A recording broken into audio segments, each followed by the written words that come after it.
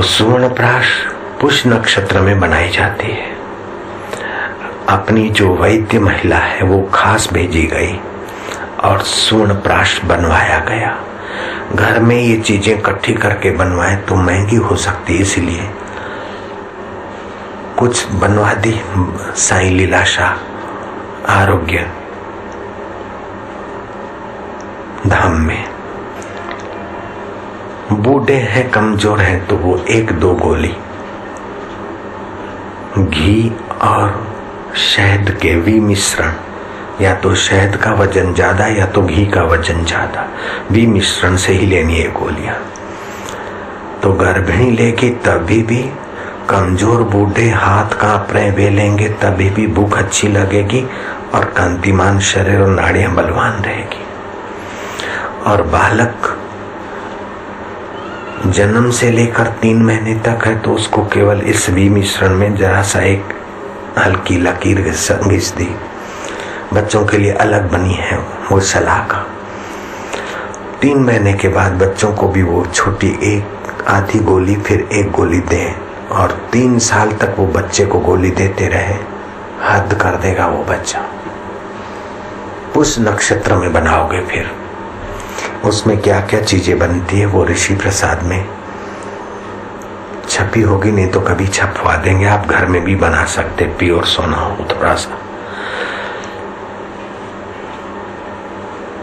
People के गिलास में रखा हुआ पानी, पीपल की लकड़ी से बने हुए गिलास में रखा हुआ पानी रात्रि को रखो, सुबह पियो। मासिक स्राव अधिक आता है तो नियंत्रित हो जाएगा। नकोड़ी फूटते या शरीर में गर्मी है या आंखों में लाली है, आंखों में लाली आई या पीलिया हो जाता है तो आपको पित्ताशय की तकलीफ है, आप इसमें पीजिए, उसमें आराम होने लगेगा।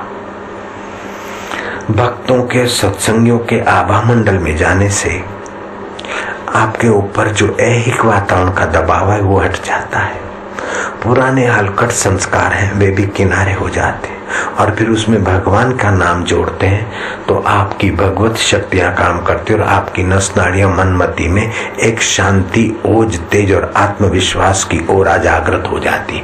इसीलिए मैंने हरिओम का गुंजन करवा दिया।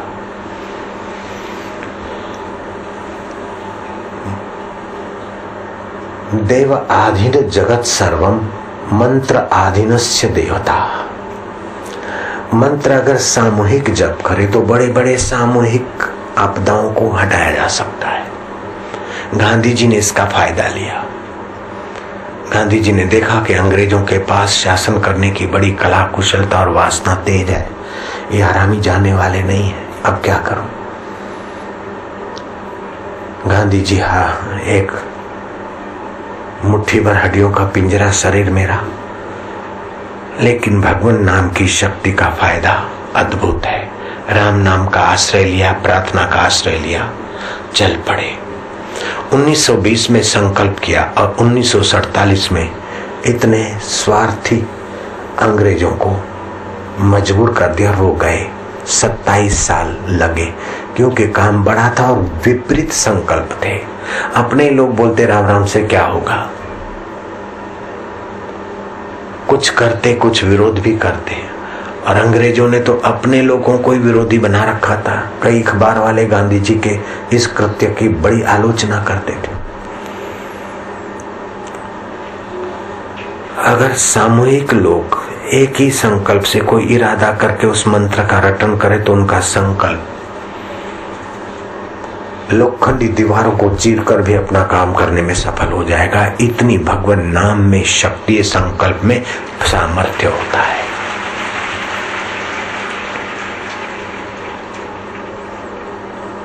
किसी को तंबाकू की, पान मसाले की आदत हो, 100 ग्राम मेथी रात को भिगा दे, सुबह भीगे हुए दाने पानी से अलग करके 2 नींबू उसमें निचो दे, थोड़ा सुखा के, और फिर पूरा सुखा दे। जब जरूरत पड़े थोड़ा सा वो फाक ले। तंबाकू की आदत तो छूट जाएगी, लेकिन पान मसाले से जो आपके शरीर में हानि हुई है जो नाड़ियों में कमजोरी हुई है और धातु क्षीण हुआ है और कब्जियत की बीमारी है, उनमें भी फायदा करेगा। जोड़ों में दर्द है, कब्जियत है, मोटापा है, सुबह और शाम मेथी 10 ग्राम 15-12 ग्राम भिगा दो। सुबह वाली शाम को लो, शाम वाली सुबह की फांको। जोड़े मजबूत हो जाएंगे।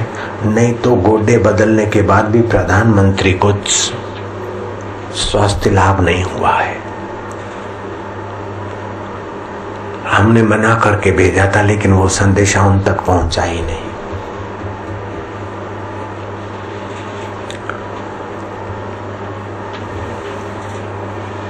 अगर मोटापा है तभी भी मेथी सुबह शाम लेने से मोटापा नियंत्रित हो जाएगा।